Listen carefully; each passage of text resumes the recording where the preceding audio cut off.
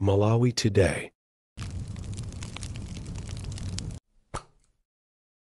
Tikulandireni kwina kulikonse kumene muli pa Malawi lero. Masiku awiri apitawa tikumbukira kuti kulilongwe kunali mademo azaoneni. Lero lino kwacheranso mademo mu mzinda wa Blantyre makamaka mtawuni ya Limbe.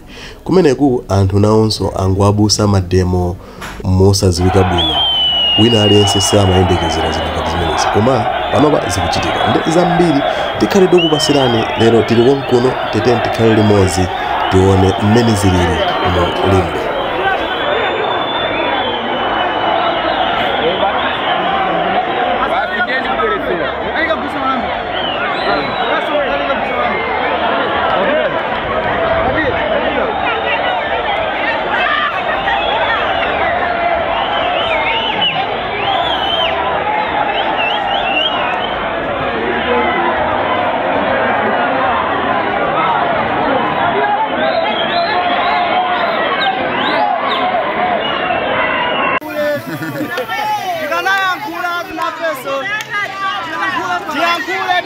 Ndimene zilili ndithu pano paleba office mu mzinda umene wa Limbe.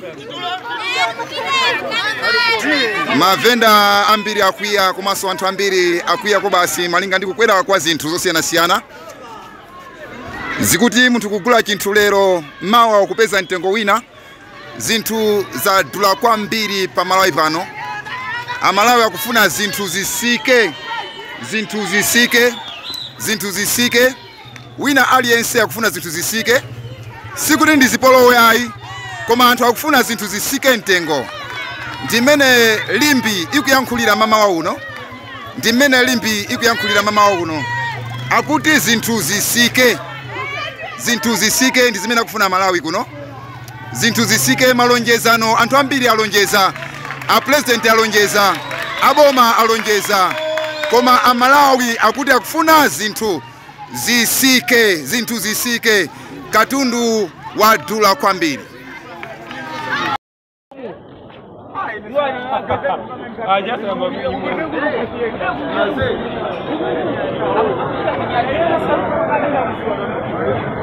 Umaduna osabutika sana ini watu ndi.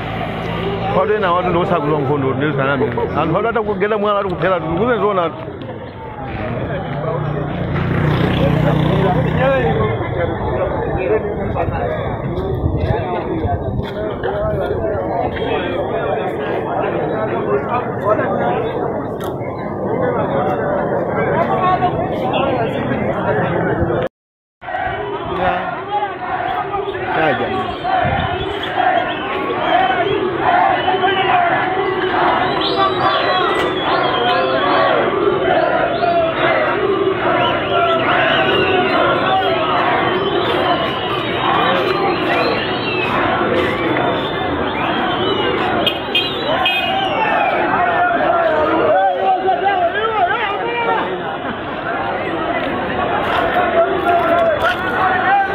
Monga mmene tikuonera kuti zinthuzi zangoyambika kumene ku Limbe. Zambiri tikhala tikuponyerani pano kuti muone. Ndipo sikuli zinthu zamasewera kumene kwachema kwambiri. Nde anthu ambiri akwiya mwamva mauthenga amene ali mu videos mukunena kuti cholinga chimene akupangira anthu mademo wa ndi chanena kuti zinthu sizili bwino. Zinthu zafika povuta, katundu wakwera mitengo kwambiri. Nde zinayambira kulilongwe pano zili mu mzinda wa Blantyre. Anthu amene mukuwaonawa ndi anthu onena kuti ndi mavenda amene amagwira ntchito zawo zosiyanasiyana mu mzinda wa Limbe.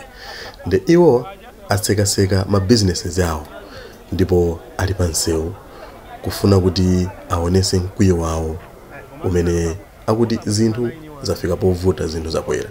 Nde zambiri tanena kale kuti tikhale tikuponyerani malo ano kuti muone kuti zikuchitika motani. Popeza zinthuzi zangoyamba kumene. Chimene tingokupemphani chonati mukhale pomwepo komanso mukakumana ndi video panga subscribe to the channel, comment, like, osaiwala upanga kudina button kuti zambiri zimene timaponya pano muzikhala anthu oyambirira kuziona.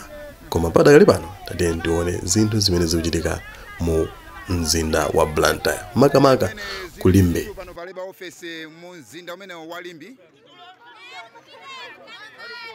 mavenda ambiri akwiya komanso anthu ambiri akwiya ko basi malinga ndi kukwera kwa zinthu zosiyanasiyana zikuti munthu kugula chinthu lero mawa kupeza mtengo wina zinthu zadula kwambiri pa Malawi pano. Amalawi akufuna zinthu zisike wina aliyense akufuna zinthu zisike sikuti ndi zipolowe ayi koma anthu akufuna zinthu zisike mtengo. Ndimene limbi ikuyankhulira mama uno akuti zinthu zisike ndi zimene akufuna Malawi kuno. Zinthu zisike malonjezano anthu ambiri alonjeza, a president alonjeza, aboma alonjeza, koma Amalawi akuti akufuna zinthu zisike katundu wadula kwambiri.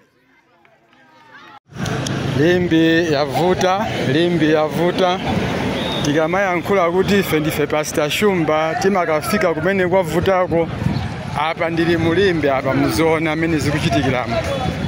Asilikali ndawakubera uko kusogoloko apolisa matiye gasi undise wochokera pa polisi ya Limbi kutsetsereka kumapita ku msika wa Limbi. Apa ndikuyandikira kuti ndidutse pa bridge ya Limbi koma mwina sizitheka kuti ndidutse chifukwa choti asilikali achinga msewu wonse ndipo sakufunanso kuti munthu wina adutse apite kwina kulikonse. Koma izi ndikunena apa azimu kuona anthu mene akuonekera awo ndi asilikali akuonekapo potero kuti kwanunkha mphira.